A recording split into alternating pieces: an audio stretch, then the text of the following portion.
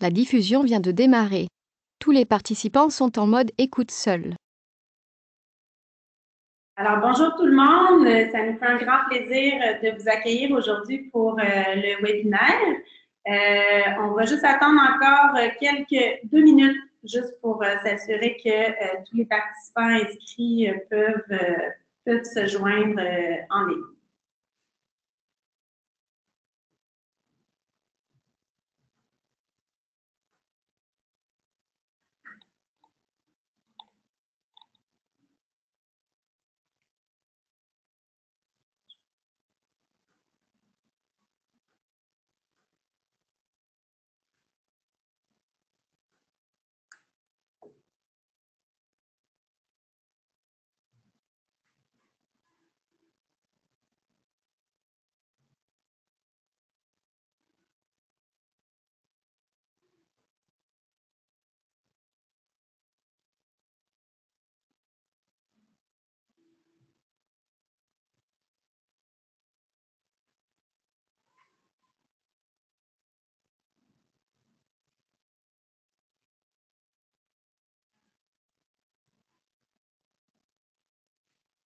Alors, bonjour à tous. On va commencer le webinaire. Caroline, si tout est correct, tu peux aussi commencer l'enregistrement.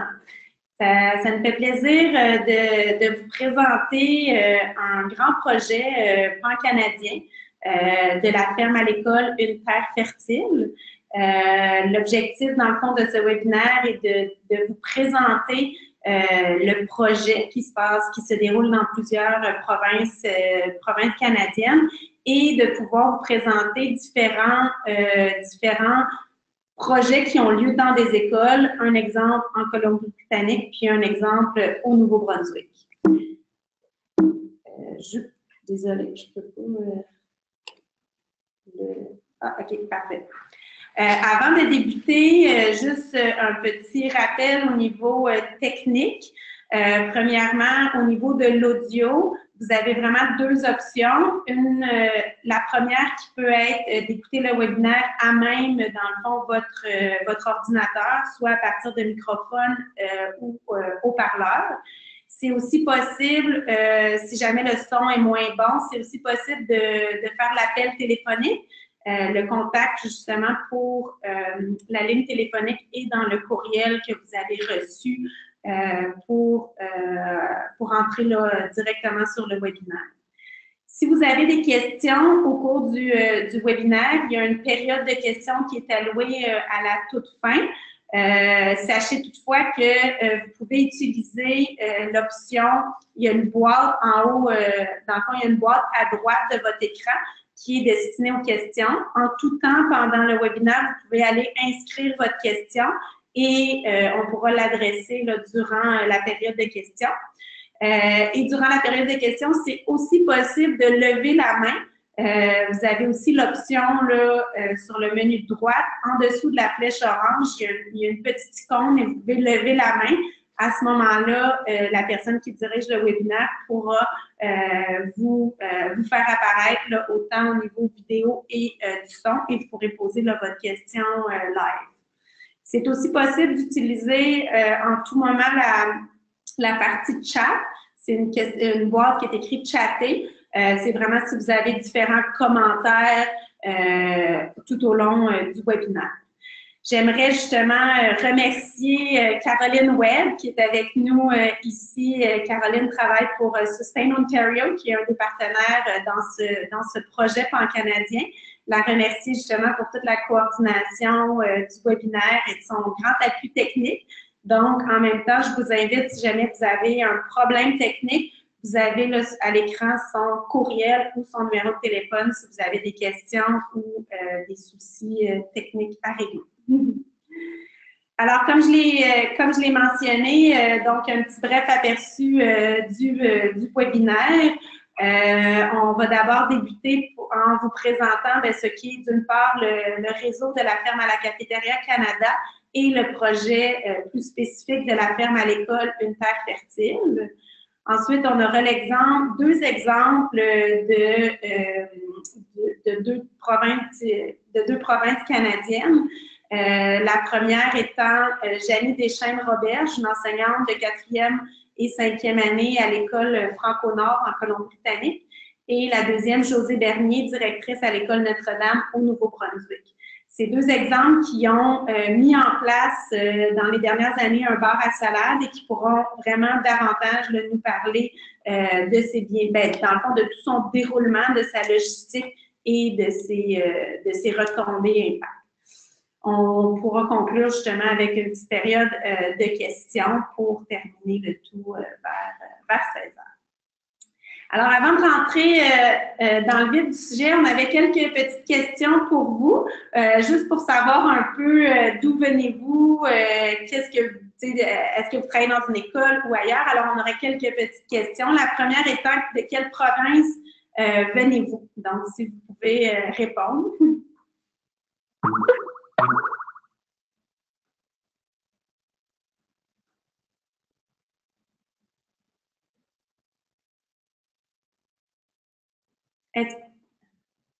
Super. Est-ce qu'on a eu, moi je vois juste pas les réponses.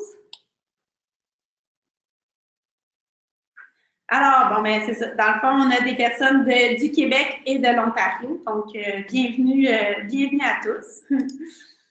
La deuxième question, c'est quelle fonction occupez-vous? Est-ce que vous êtes enseignant, dans le fond, membre du personnel? Est-ce que vous êtes responsable alimentaire, intervenant de la fonction publique ou intervenant communautaire? Ou autre, évidemment.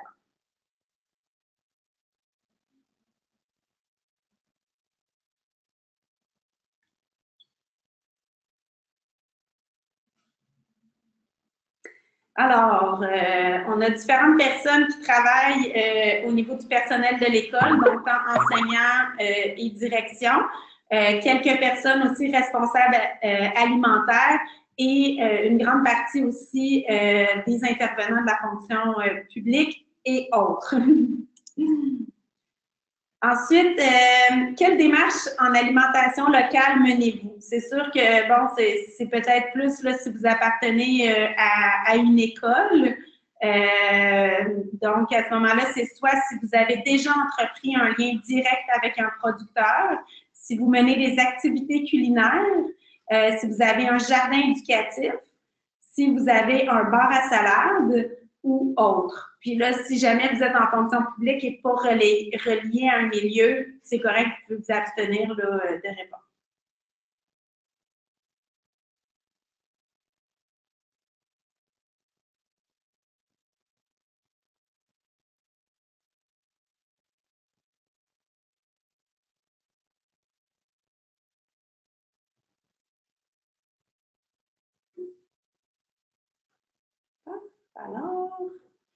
Alors, on voit justement que le quart des personnes qui ont répondu ont entrepris un lien direct avec un producteur, 13% des activités culinaires, un quart également au niveau des bars à salade, puis ensuite autres. Donc, ça va être intéressant de savoir éventuellement c'était quoi les autres, la catégorie autres. Ensuite, peut-être dernière question, c'est quoi le mode de gestion de votre service alimentaire? Donc, à ce moment-là, on parle, est-ce que c'est en autogestion, c'est-à-dire que c'est géré à même, dans le fond, l'école? Est-ce que c'est une concession locale, c'est-à-dire une plus petite, soit une petite entreprise de la région, une coopérative, là, mais vraiment quelque chose qui est plus local, régional, ou une concession multinationale, donc c'est-à-dire un petit peu plus là, les grandes chaînes Aramat, Sodexo, Chartwells, etc. Ou vous pouvez répondre ne s'applique pas dans votre cas.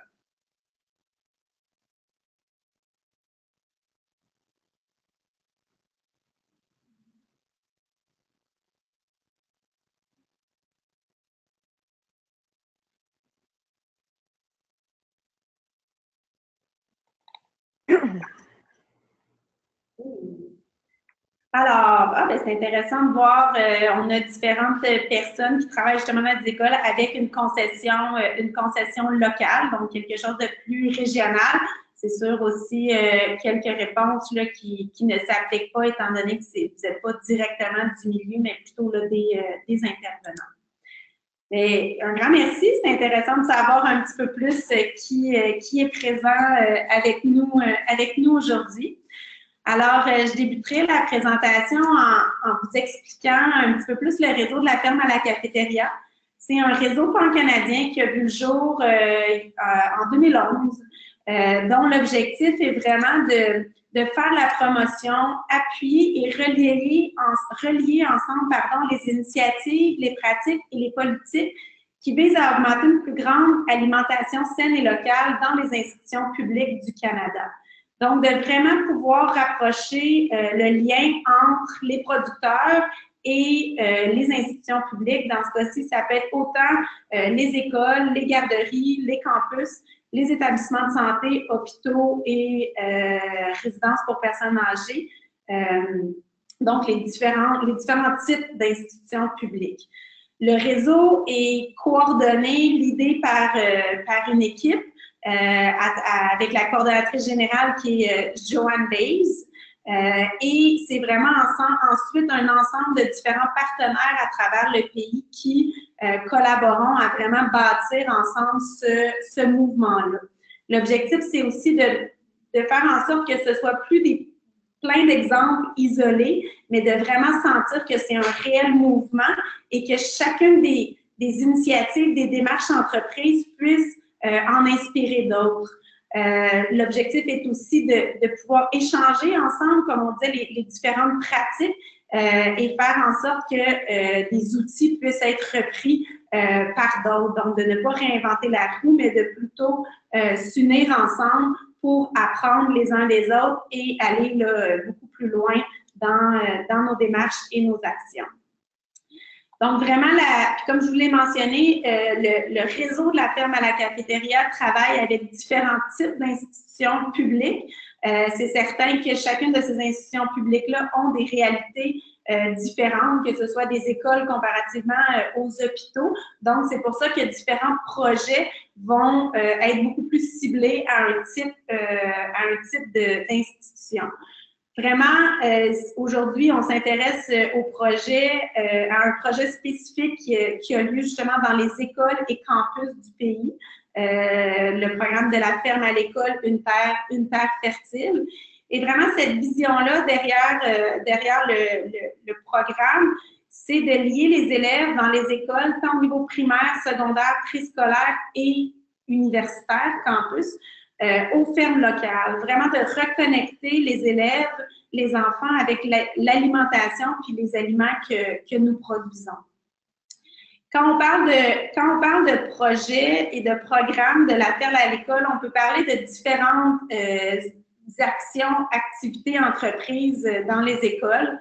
Par exemple, ici, on peut parler des activités qui permettent d'amener plus d'aliments locaux directement de nos fermes dans des fermes de la région, dans nos écoles, souvent avec la collaboration, avec la création d'un bar à salade. Donc, vraiment d'amener les aliments, les fruits, légumes frais, produits directement de la ferme et directement disponibles aux enfants.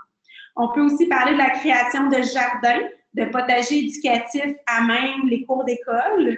Puis c'est sûr que quand on commence à parler de jardin, on peut partir extrêmement petit où vraiment l'objectif est l'éducation, l'apprentissage des enfants.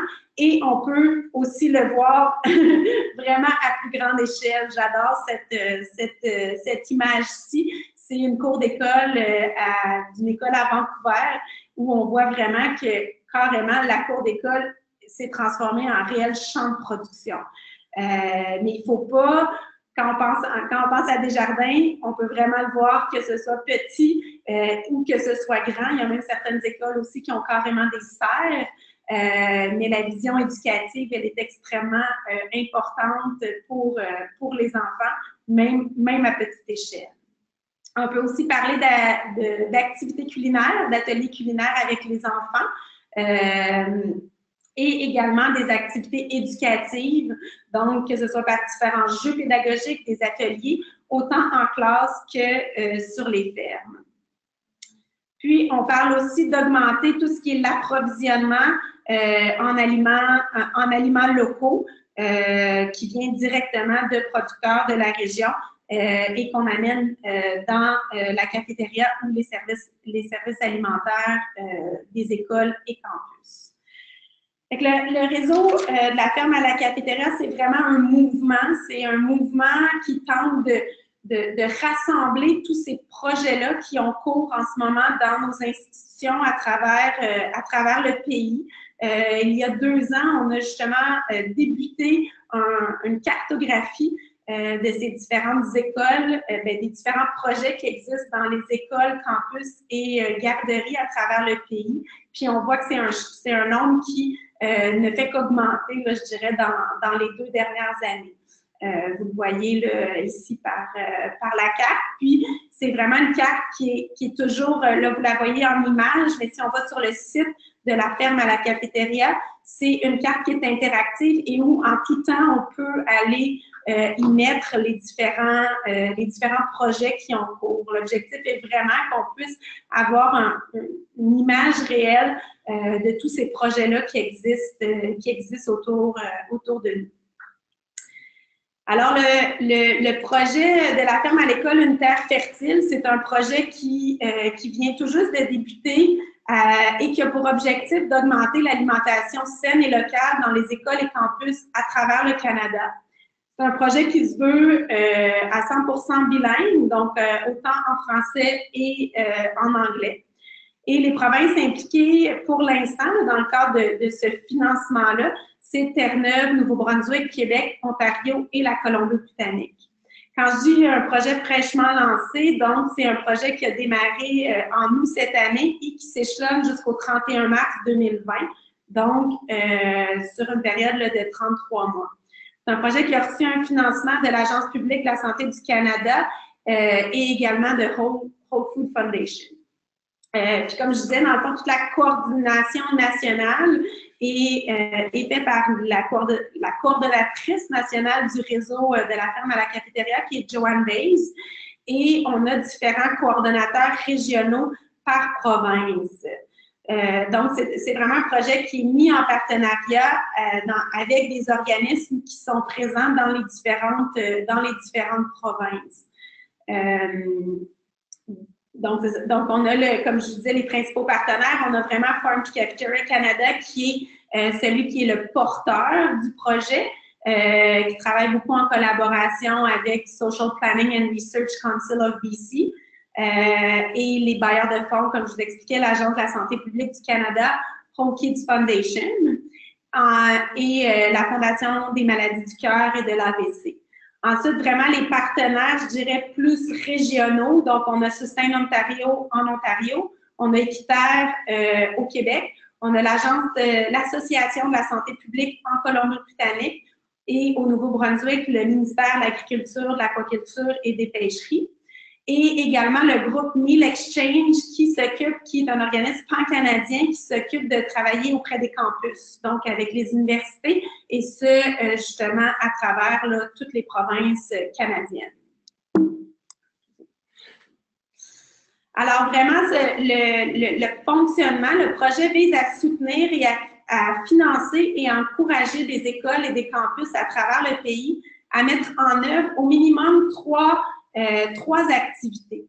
C'est-à-dire, en premier lieu, de mener des activités d'éducation à l'alimentation. Donc, ces activités-là peuvent être des jardins éducatifs, des ateliers culinaires, des campagnes de financement à partir d'aliments locaux. Deuxièmement, les écoles doivent se doter d'une politique d'approvisionnement local, donc d'avoir vraiment une volonté écrite de la part de l'école à vraiment prioriser et favoriser un approvisionnement le plus direct possible pour recréer un lien avec les producteurs locaux. Et troisièmement, mettre en œuvre un bar à salade qui présente une variété de fruits et légumes locaux. Ce bar à salade-là peut vraiment prendre différentes formes. Ça peut être vraiment quelques fruits et légumes qui sont présentés soit au moment de la collation, soit au moment du dîner, soit en complément. Ça peut être un bar à crudité, ça peut être un bar à wrap, c'est-à-dire à sandwich, où vraiment les enfants composent là, leurs différents sandwichs. Donc, vraiment dans la forme on peut innover, je dirais. Puis je pense que les exemples qui vont nous être présentés vont nous permettre d'avoir un peu plus, de savoir un peu plus concrètement là, ce à quoi ça peut ressembler dans une école. Mais j'aimerais, dans le fond, attirer l'attention sur tous les effets positifs d'un bar à salade. On a noté, parce que c'est quelque chose qui est très, très présent déjà ailleurs, déjà dans des écoles à travers le pays, aux États-Unis également aussi. Donc, on a noté là, vraiment une amélioration du niveau de connaissance et de compétence des élèves en ce qui a trait aux aliments, à la nutrition, au système alimentaire local. Un effet positif sur l'attitude des élèves à l'égard des aliments. Une hausse de la consommation des fruits et légumes par les élèves, puis également une diversité supérieure de fruits et légumes consommés par les élèves. Donc, c'est assez intéressant au niveau des retombées. Comme je vous mentionne, dans le fond, le projet vise à ce que les écoles mettent sur pied ces différentes activités-là et qui travaillent vraiment en approche partenariale, c'est-à-dire où toutes les différents composantes intervenants des écoles sont mises à contribution, c'est-à-dire il peut y avoir vraiment une implication du service de garde, des enseignants, de la direction, de la communauté, des liens avec des producteurs. Donc, l'objectif, c'est d'essayer vraiment d'aller utiliser là, toutes les ressources existantes autour des écoles. Dans le cadre du projet, on tente aussi d'avoir tout un processus d'évaluation rigoureux pour justement aller mesurer les impacts et les bénéfices de ces activités-là et de pouvoir les comparer ensemble. Et aussi d'avoir un transfert de connaissances, c'est-à-dire de pouvoir apprendre de différentes initiatives, de différents autres exemples. Il y a une panoplie, dans le fond, d'outils, de ressources qui vont être disponibles. Certains le sont déjà, entre autres sur le site de la ferme à la Cafétéria Canada, comme des feuillets d'information. Et tout au cours du projet, on va en développer aussi pour que, au-delà, dans le fond, des écoles qui reçoivent aussi un financement, mais ils puissent avoir beaucoup plus, dans le fond, d'écoles qui aient accès à toutes ces ressources-là.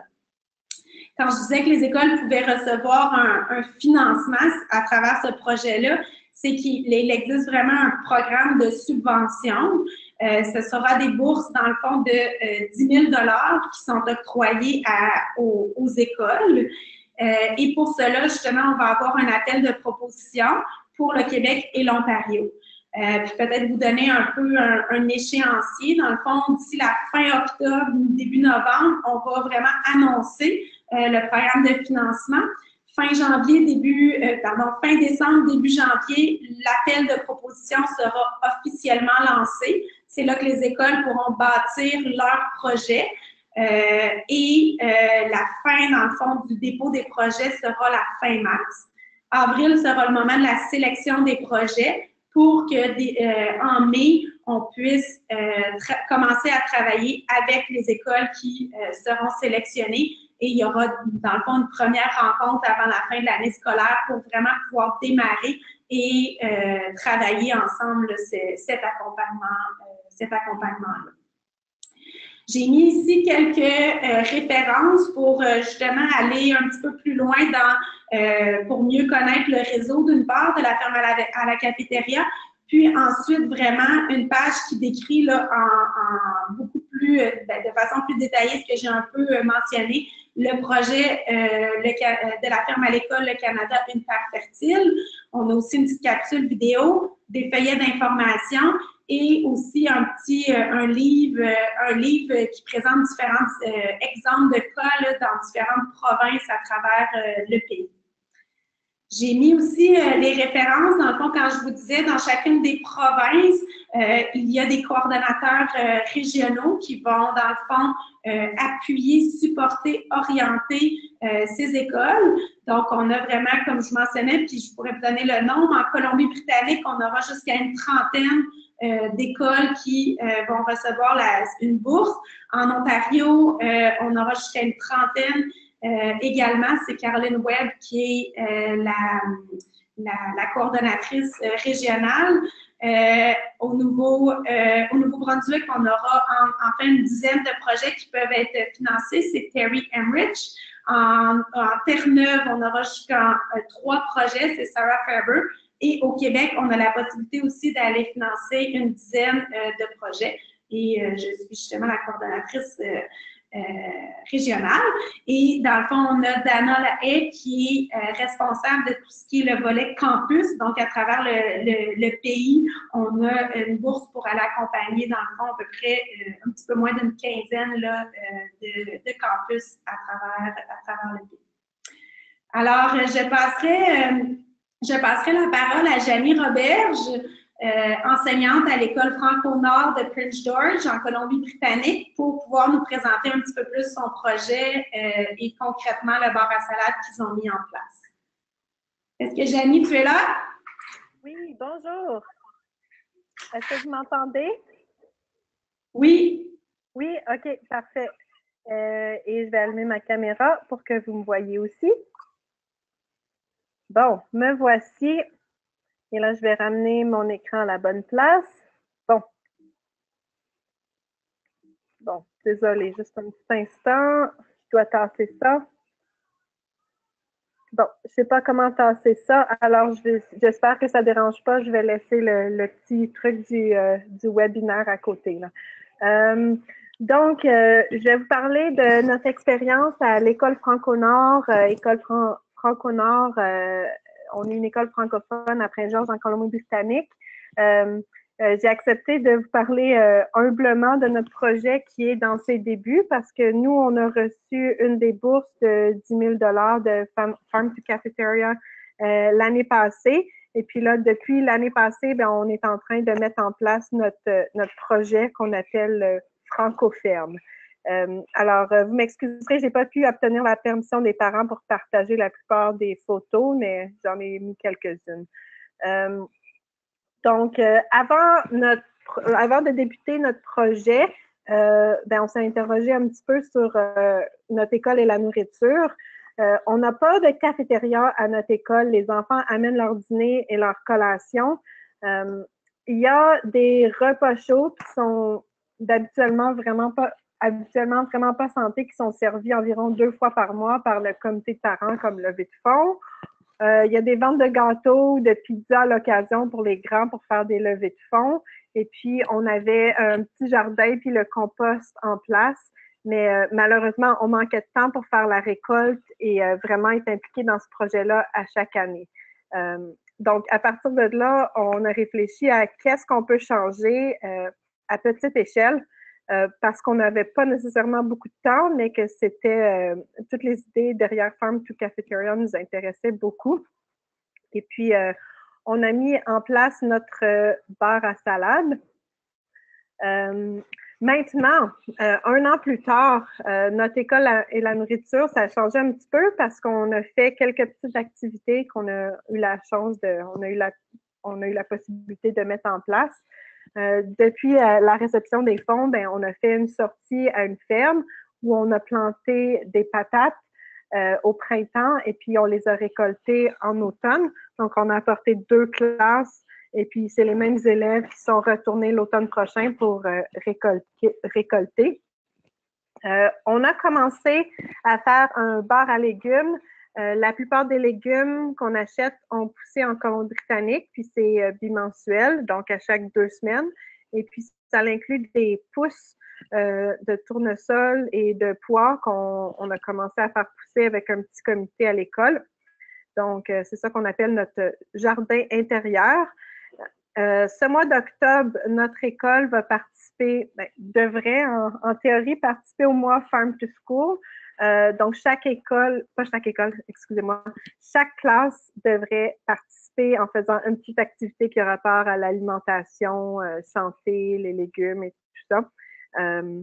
Et puis, juste pour dire qu'on n'a pas réinventé la roue et tout changé en même pas 1 an parce que il y a encore de la nourriture qui est pas santé, qui est servie comme levée de fonds, puis on est correct, c'est correct pour nous pour l'instant, là, même si c'est pas nécessairement notre idéal. Alors, je devrais vous parler des facteurs clés pour nos succès. Je dois vous avouer que c'est beaucoup de travail. Alors, je veux pas je voudrais pas que vous vous lanciez dans ça en pensant ah tout va bien aller, puis il va y avoir des hauts et des bas probablement, dépendamment de votre situation. Nous, on avait 2 personnes vraiment passionnées au sein de notre école, dont moi. On a vraiment travaillé fort pour que ça arrive, puis c'était beaucoup de temps qui n'était pas nécessairement dédié à qu'est-ce qu'on devrait faire, qu'est-ce qui est vraiment notre job en réalité. Donc, ça a été un peu épuisant jusqu'à une certaine limite, mais on a obtenu des résultats positifs et ça change. Et puis, on a été en mission un petit peu grande séduction de notre direction d'école. Il y avait Joanne Bays en charge du réseau Farm to Cafeteria qui nous poussait à aller, vous devez impliquer votre direction d'école parce que sinon, il n'y a rien de durable qui arrive. Et puis, ça, on y est graduellement arrivé. On avait une maman bénévole qui est vraiment extraordinaire, qui est en photo ici, qui a pris vraiment beaucoup de choses en charge pour notre bar à légumes qu'on servait aux enfants. Et puis, c'est elle qui gérait aller chercher les légumes et les quantités, les préparer. Je m'excuse parce que pendant notre première année, c'était des bénévoles parents qui préparaient le bar à légumes. Et oui, alors voir petit, Joanne Bays nous disait aussi small is beautiful quand on essayait de commencer notre projet parce que les petits changements ont plus de chances d'être durables que si on fait un grand changement au sein de notre culture d'école, puis une personne part et ça dépend d'une personne et puis à long terme, ça ne fonctionne pas. Nos défis, principalement, il y avait peut-être un manque d'intérêt de notre direction au début parce que changer le statu quo de quelque chose qu'on fait déjà, faire les changements, ça représente toujours plus de travail. C'est pas qu'elle voulait pas embarquer, mais c'est qu'elle nous encourageait pas nécessairement autant qu'on aurait souhaité. Ça a été énormément de travail.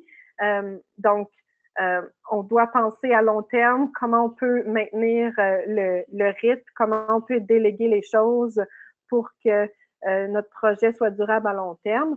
Puis comme j'ai dit, c'était complètement dépendant d'une maman bénévole extraordinaire, mais qui était parfois inconstante. Elle était à la maison avec ses enfants. Si son enfant était malade, hop, on annule le bar à légumes cette année. Puis ça, c'est une chose qui est juste normale quand on dépend de bénévoles. Puis il n'y avait aucun temps vraiment du personnel qui était dédié au projet pour la première année. Donc, c'était juste du temps en plus de tout ce qu'on faisait déjà. Donc, mon écran semble gelé. Ah, OK. J'avais 3 minutes. 3 minutes? Ah, c'est bon, parfait. Je rentre dans mon temps. Donc, nos impacts positifs jusqu'à maintenant, c'est que notre direction est séduite. Madame Patnaud, qui est dans le coin sur la photo, elle a vraiment embarqué dans notre projet.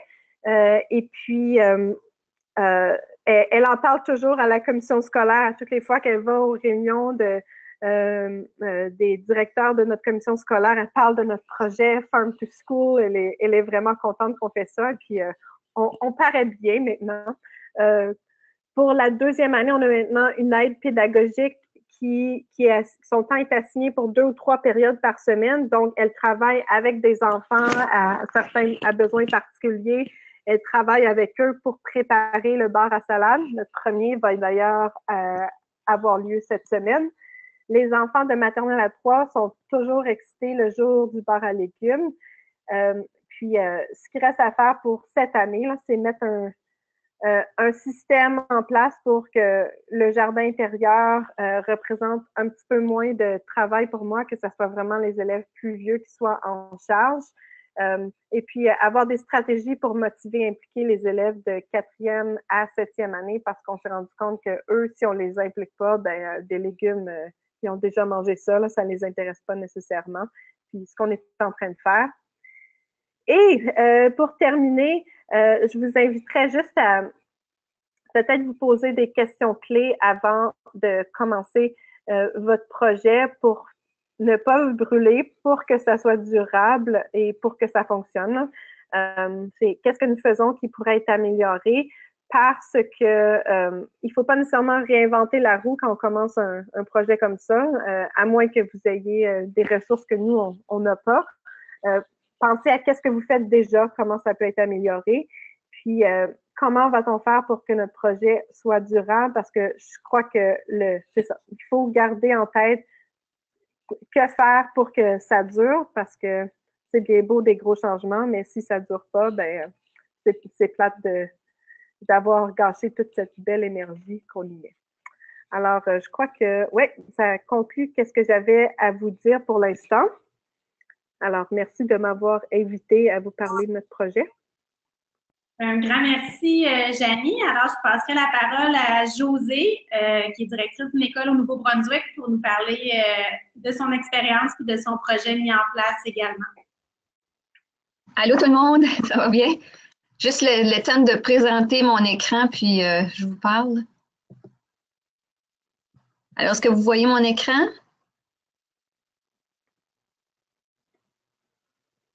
Bon, moi, j'entends plus rien. Oui, on voit tout, Josée, c'est parfait. OK, parfait. Alors, c'est ça. Nous, à l'École Notre-Dame, donc, on est vraiment on a terminé, ça fait déjà 3 ans. Donc, nous, on a commencé en 2014 notre session. Donc là, un peu comme Janie le mentionnait, là, il y a des étapes à suivre. Et là, nous, évidemment, on a tout dépassé ça. Et là, je veux juste vous parler de où est-ce qu'on est parti avec ça. Donc, notre but ultime de bar à salade était de mettre en place pour répondre à une problématique qu'on avait à l'école. Alors, les enfants jetaient leurs légumes parce que nous, on a un service de cafétéria à notre école, puis on offrait des légumes soit à la vapeur ou cuits. Et là, bon, les enfants les trouvaient dégueulasses, là. Donc, moi, chaque midi, mais moi, je trouvais ça tant dommage côté santé que les enfants ne se nourrissent pas de légumes pour les bienfaits que vous connaissez, là. Donc là, je me dis, ben, il faut trouver une solution. Donc, on avait vu le programme de la ferme à l'école passer, puis avec la collaboration de mes cuisinières, on se dit, il faut faire quelque chose. Donc, on a appliqué sur le projet, puis là, ben, c'est ça, vous avez compris toute la vision du programme là, quand Muriel l'a présenté dans le début. Donc, c'était vraiment, on trouvait que ça touchait à notre problématique, puis on voulait surtout donner la chance aux enfants de manger des légumes, puis être fiers de les manger, puis de comprendre d'où ça vient. De toute la partie éducative, on la trouvait très importante. Alors, c'est ça, notre projet a été soutenu, nous, au niveau provincial, pour le réseau d'action de santé alimentaire du Nouveau-Brunswick, puis à l'échelle nationale de la ferme à la cafétéria. Donc, ça vient un petit peu vous dire un petit peu comment on a procédé. Donc, on est parti d'une problématique, puis on a trouvé des ressources pour nous aider. Alors, notre bar à salade est offert aux élèves 2 fois par semaine, comme 3e choix au menu. Puis ce sont les mardis et les jeudis. Puis je peux vous dire, c'est très populaire, là. Donc, notre bar à salade a connu peu de popularité au début, mais là, parce que là, c'était nouveau, là, il était pas certain. Bon, là, on pensait que c'était comme à la maison et tout ça, là. Donc là, on s'est dit, on n'était pas satisfait là, de l'envergure que ça avait pris au début. Donc là, on a pensé qu'il fallait penser à autre chose, puis je vais vous parler de ça tantôt. Donc là, la procédure qu'on a maintenant, c'est que les élèves s'inscrivent le matin sur une affiche. Le nombre de participants est envoyé à la cuisine parce qu'il faut prévoir le nombre suffisamment pour répondre à la demande de l'heure du dîner. Alors, c'est ça, les cuisinières vont faire la préparation des légumes le matin même, puis c'est préparé pour le bar à salade. Alors, les légumes sont achetés de façon locale et variée. Donc, on a de la laitue, on varie les légumes, là. Donc, céleri, tomates, concombre, brocoli, pois chiches, oignons, fèves, germés. On va mettre aussi des fruits. Donc, et on regarde au niveau de la protéine, donc les œufs, poulet ou jambon. Donc, le poulet et le jambon ne sont pas offerts à tous les jours. C'est soit le poulet ou le jambon. Donc, c'est ça, le mardi, habituellement, c'est le poulet et le jeudi, le jambon, mais les enfants raffolent. Les sauces à salade, les vinaigrettes sont aussi faites maison. Les cuisinières les préparent, puis ça aussi, c'est vraiment bien accueillis chez les élèves, les aiment. C'est qu'on sert environ 100 à 120 salades par jour. Donc, ce qui comprend, ça veut dire que c'est la moitié des élèves, donc la moitié qui vont aller au bar à salade, l'autre moitié qui va aller au repas chaud, soit le repas du jour ou la soupe sandwich. Donc, on a beaucoup d'élèves qui vont manger à la cafétéria. Donc, ça va tourner. Nos records sont 300 élèves par jour qui vont manger. Là, donc, là, 150 salades par jour qu'on a déjà servi. Là, donc, c'était très intéressant. Ensuite de ça, bien évidemment, on a eu des défis, mais il ne faut pas se décourager. Là. Donc, notre premier défi a été vraiment au niveau de l'équipement.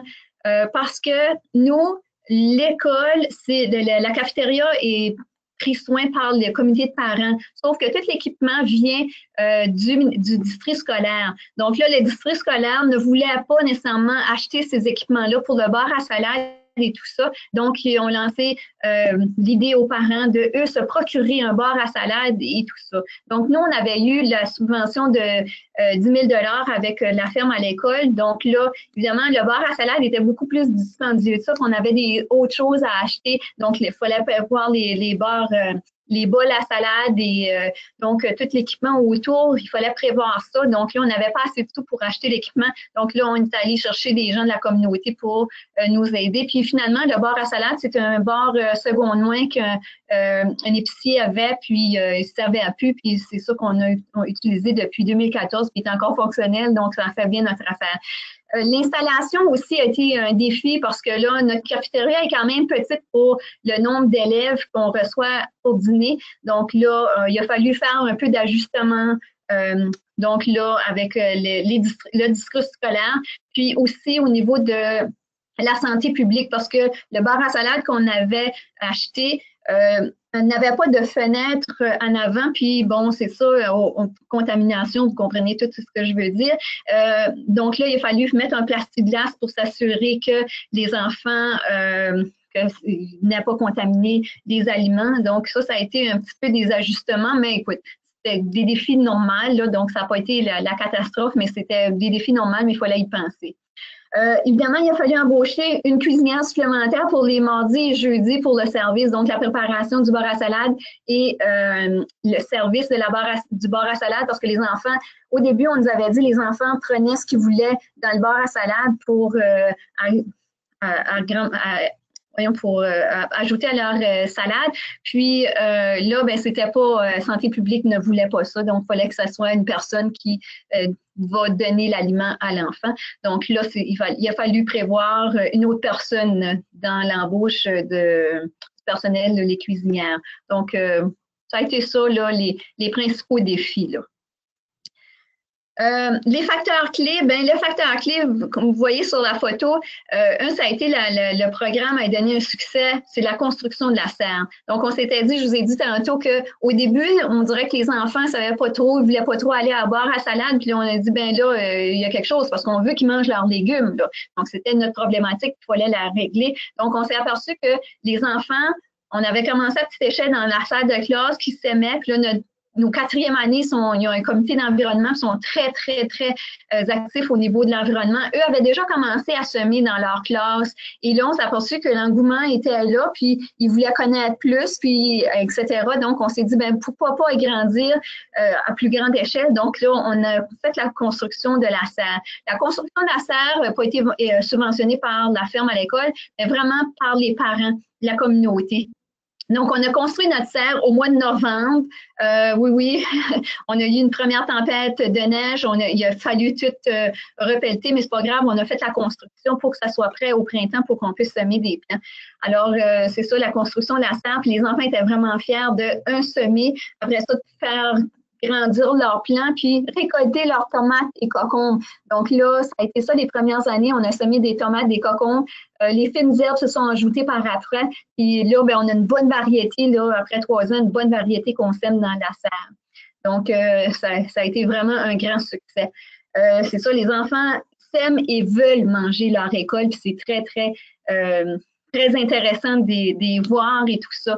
Et surtout que nous, à la fin de l'année, notre serre, ben, on garde pas les légumes, les plants dans la serre parce qu'on quitte puis on n'a pas personne pour en prendre soin.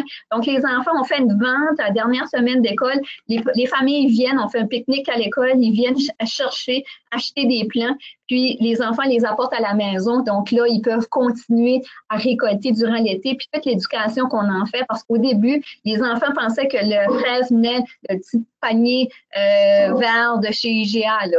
Donc, c'est toute l'éducation qu'il a fallu faire autour de ça, puis on est vraiment satisfait de tout le rendement qu'on a avec nos élèves, puis toute l'augmentation que les enfants viennent manger leur salade et tout ça, là.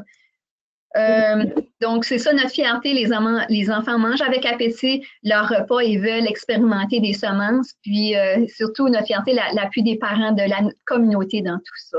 Donc, c'est ça, vous voyez, les garçons. Et donc, nous, on avait aussi toute la partie éducationnelle que je vous ai parlé. On a fait des sorties dans les fermes autour d'Edmundston, puis toute la partie éducative. Donc là, à chaque mois, on a un légume vedette.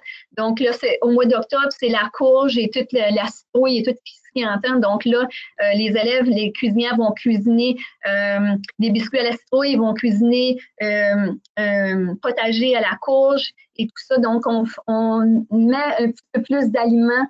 On invite les enfants à essayer leur repas, puis par rapport à ça. Donc là, au mois de novembre, ça va être la patate.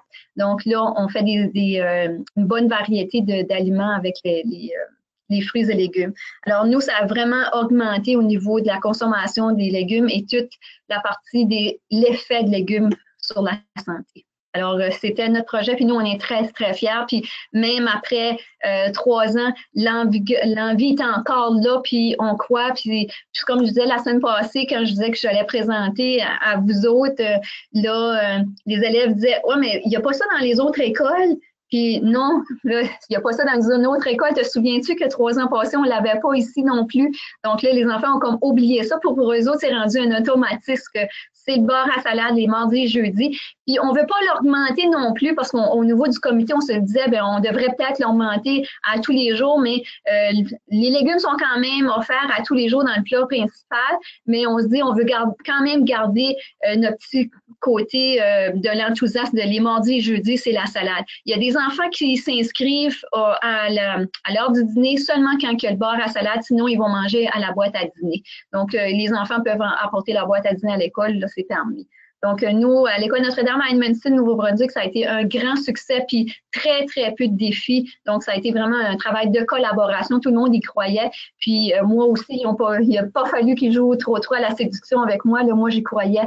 Donc, à tout ce que ça apportait chez nos élèves, on est très, très fiers. Un grand merci, Josée. Bravo pour votre projet. Donc, j'inviterais dans le fond les participants, si vous avez différentes questions, que ce soit par rapport plus au projet général, au réseau de la ferme à la Cafétéria Canada ou aux différents intervenants qui ont présenté leur projet pour les 2 exemples qu'on a mentionnés.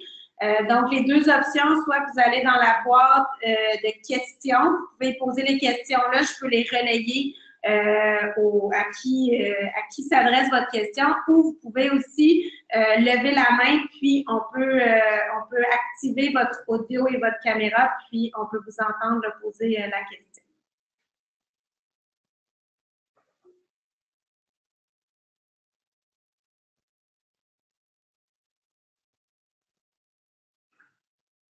Si jamais c'est possible, vous pouvez aussi le faire dans la partie chat. Là. Je ne sais pas s'il y en a que c'est plus facile. Bonjour, mon nom est Karine Chamberlain. Je ne sais pas si vous m'entendez. Oui. Super. Je suis nutritionniste et je travaille à Québec auprès des camps d'été en promotion des saines habitudes de vie. Et ma question, c'était de savoir si vous avez pensé faire des liens avec les camps de jour, justement, pour la poursuite du projet, par exemple, pendant l'été. C'est une très bonne question. C'est sûr que là, pour l'instant, ce projet-là, je dirais, avec sa structure de financement, est vraiment destiné, admettons, aux écoles et au campus. Mais oui, tu sais, dans le cadre, je dirais plus du réseau du mouvement large, tu sais, les outils qui sont mis sur pied tu sais, qui sont mis sur pied à travers le réseau puis par les différents organismes là, partenaires, oui, c'est quelque chose, je pense, c'est des ponts et des liens très intéressants qu'on peut faire. C'est sûr qu'à ma connaissance, par contre, c'est pas toujours, les camps de jour n'offrent pas toujours, je dirais, de services alimentaires aux enfants. Donc, au niveau, je dirais peut-être plus la partie approvisionnement s'applique peut-être moins concrètement là, quand on parle entre autres au bar à salade. Toutefois, par exemple, tout ce qui est la composante éducative, oui, c'est quelque chose, je parle là, pour un exemple, justement, dans un projet qu'Équiterre mène sur des activités éducatives qui sont données en classe et sur les fermes. On a fait des liens justement avec les camps de jour pour que les activités, dans le fond, soient autant offertes aux écoles qu'aux camps de jour durant l'été. Et la même chose aussi au niveau des activités, ça peut être sous forme d'ateliers dans les camps de jour. Donc, oui, c'est vraiment des beaux liens. Puis je pense qu'en effet, il pourrait totalement là, être augmenté davantage. Super, merci.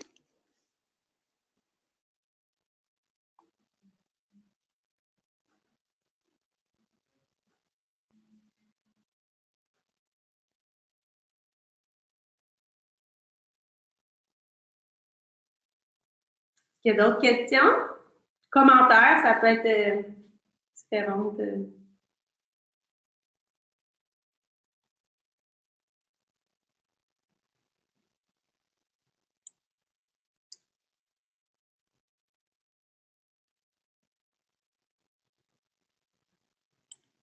Si jamais il n'y a pas de questions ou de commentaires, je vous inviterais, premièrement, je vous remercie. Vous remercie de votre... Oui, non, une question. C'est dans la boîte des questions. Ça dit, la direction a-t-elle eu besoin d'être encouragée? OK. Parce que... Oui, tu peux voir la question. Oui, je ne la vois pas, moi. OK, oui, ça dit projet CB. La direction a-t-elle eu besoin d'être encouragée? Encouragée. Alors, c'est le projet en Colombie-Britannique. Est-ce que Jamie, tu es toujours parmi nous? Oui, je suis ici. Je dois dire que dans le fond, c'est nos actions qui ont encouragé la direction parce que qu'on a appliqué pour le projet pour avoir la bourse, la subvention. Eh bien, il fallait qu'elle soit là, qu'elle appuie ça, mais elle n'était pas aussi enthousiaste nécessairement parce que c'était pas son initiative à elle, mais ce sont vraiment nos actions, puis voir le projet en action l'année passée qui a fait que ça l'a encouragé à libérer des ressources au niveau des ressources humaines pour pouvoir soutenir ce projet-là, en gros. Est-ce que ça répond à ta question? Oui, merci. Est-ce que Caroline, il y avait d'autres questions dans la boîte de questions? Parce que moi, j'avoue, je ne vois pas. OK, non, je ne peux pas voir des autres questions. Alors, s'il n'y a pas d'autres questions, j'aimerais... juste un moment, on a une autre question. Karine demande, est-ce possible d'avoir vos coordonnées si nous avons des questions sur le programme général? Oui, en fait, tu sais, j'ai mis, dans le fond, il y a 2 diapositives dans la présentation PowerPoint. Il y en a une qui donne vraiment des liens pour un peu plus d'informations pour les sites Internet. Et il y a une diapositive où j'ai présenté les coordonnateurs régionaux des différentes provinces. Et là, il y a dans le fond nos noms avec les adresses courriels. Mais cette page-là, dans le fond, elle est vraiment extraite du site Internet de la ferme à la cafétéria Canada. Et vous allez en avoir même plus. J'ai juste mis ceux qui participaient dans le cadre du projet Le Canada Interfertile. Mais vous allez avoir, là, dans le fond, l'ensemble de tous les contacts, là, plus précisément. La présentation PowerPoint va vous être envoyée aussi par courriel et le webinaire a été aussi enregistré, donc ça va être possible aussi de pouvoir le réécouter là, autant les présentations avec le PowerPoint. Il va être accessible en ligne prochainement. Ah, là, je viens de voir...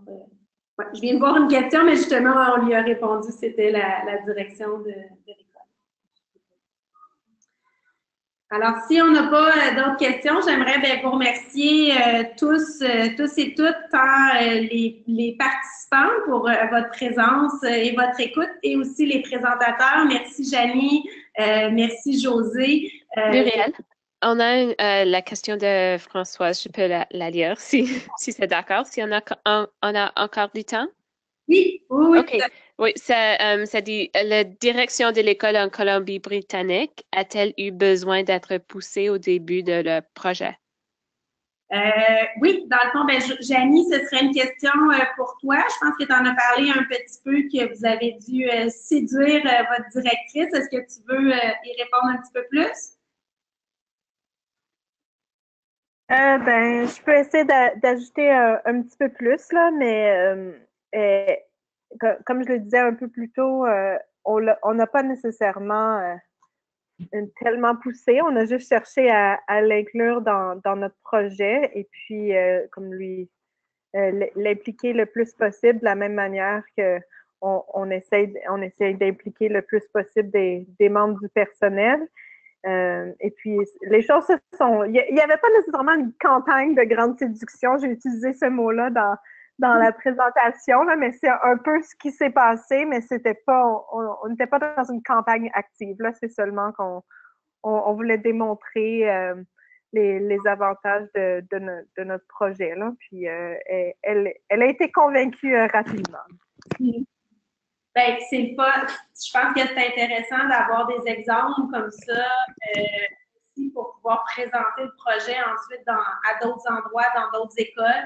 Il y a une diapositive aussi dans la présentation que je trouvais vraiment intéressante qui résume en fait tous les impacts positifs des bars à salade. Donc, je pense que c'est tous des éléments qui permettent justement d'encourager plus et de rallier les personnes là, autour du projet. Oui, Jenny, vas-y. On t'entend pas. On t'entend pas. Maintenant, c'est beau, mon micro est allumé. Si je peux juste rajouter une petite chose que je viens de penser, on a été invité à aller à une formation pour Farm to School qu'on a reçu la bourse. Nous, c'était à Victoria. Et puis, si c'était à recommencer, je dois avouer que je pousserais pour que ça soit notre directrice qui aille. On a choisi d'envoyer 2 personnes, donc moi et l'autre personne avec qui on a fait l'application à notre école. Si c'était à recommencer, vraiment envoyer la direction là, une personne qui a le pouvoir de prendre des décisions au sein de votre institution est une bonne idée parce que c'est là qu'on a vu plein de choses puis plein d'idées de plein de projets que d'autres font, qu'on essayait de le partager en revenant, mais parce qu'elle n'avait pas vu toutes ces choses-là, elle ne partageait pas autant notre enthousiasme. S'il y a une formation qui se passe pour vous au niveau du Québec et de l'Ontario, vraiment, essayez d'envoyer les personnes qui ont un pouvoir décisionnel puis plus de leadership au sein de votre institution. OK. Françoise a dit, oh, désolé, je suis mêlée, mais ma question portait sur le projet au Nouveau-Brunswick. Alors, je pense que la question, je vais répéter la question pour José. Direction de l'école a-t-elle eu besoin d'être poussée au début du projet? Alors, José, la question serait pour toi, mais je pense qu'en tant que directrice, c'était compliqué. Oui, c'est moi la direction de l'école. Alors oui, moi, j'étais très, très convaincue. Donc, j'ai participé, comme Janie disait, je trouvais que c'est une bonne idée parce que moi, j'ai participé aux sessions que la ferme à l'école nous avait offertes. Puis, évidemment, j'ai vu les effets que ça avait fait dans l'Ouest. Donc, c'est ça, oui, moi, j'étais convaincue parce que j'y croyais. Puis, je voyais que c'était la problématique chez nous. Donc, il fallait trouver une solution pour répondre à cette problématique-là. Puis, c'était la solution chez nous. Un grand merci. Puis, je pense qu'en effet, vous avez touché un point, puis c'est vraiment une des grandes raisons d'être du mouvement, c'est de pouvoir rassembler toutes ces initiatives-là et de pouvoir en inspirer d'autres. Les moments, justement, ces moments de rencontre, de formation sont des moments très, très précieux pour pouvoir là, inspirer, encourager d'autres projets à voir le jour. Donc, c'est ça. Alors, ben, je vous remercierai encore une fois. Je l'ai fait à quelques reprises. Je l'ai fait au niveau des participants, au niveau des présentateurs, des présentatrices, pardon. Dans le fond, Josée, Janie, merci beaucoup. J'aimerais juste aussi souligner et remercier également Sustain Ontario, Caroline Webb. Merci beaucoup pour toute l'organisation, la coordination logistique technique du webinaire. Chez Peter aussi, avec moi dans mon équipe, j'aimerais remercier Geneviève Châtelain, Margot, et également, ben, dans le fond, tout le réseau de la ferme à la cafétéria Canada, Joanne Bass, qui est vraiment là, la leader du mouvement pour toute la mise en place de ce projet-là. Donc, vous allez recevoir par la suite, dans le fond, à la suite du webinaire, vous allez d'abord recevoir un sondage d'évaluation. Merci de prendre quelques minutes pour y répondre. Ça nous aide toujours à savoir si l'information vous a été pertinente. Vous allez pouvoir recevoir aussi le PowerPoint et on vous enverra aussi, comme je vous ai mentionné, là, des nouvelles concernant justement l'appel de projet qui va pouvoir être déployé, là, je dirais, d'ici Noël. Et le recrutement des écoles qui se fera dans le dépôt des projets, le développement, le dépôt des projets qui se fera au début 2018. Alors, un grand merci. Je vous souhaite une bonne fin de journée.